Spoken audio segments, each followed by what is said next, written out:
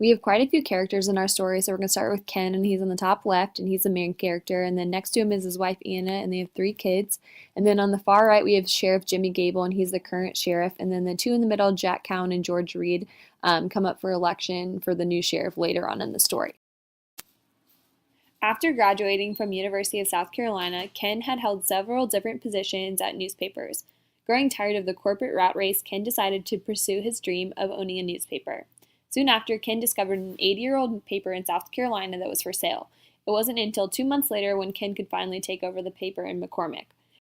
Ken quickly discovered McCormick wasn't at all the town he thought it was. McCormick led the state in unemployment and illiteracy. It often had the lowest student test scores and lowest per capita income in South Carolina. It was Ken's impression that the city was full of drunks and bad check writers. Racist behaviors and attitudes were not uncommon in the town of McCormick. Ken decided he wanted to start writing real news stories rather than the chicken soup articles that had filled the newspaper previously. Ken started by going to the sheriff's office one day and asking for the daily arrest log and the sheriff's office financial records. The sheriff, Jimmy Gable, refused. The arrest log and sheriff's office financial record are both public record. Ken began to do his research as he felt something was not right. Ken uncovered several bad checks the sheriff had written on the office account to cover his personal financial obligations. Ken wrote a story with his findings. The story did not go over well for Ken. His kids started getting bullied and harassed at school.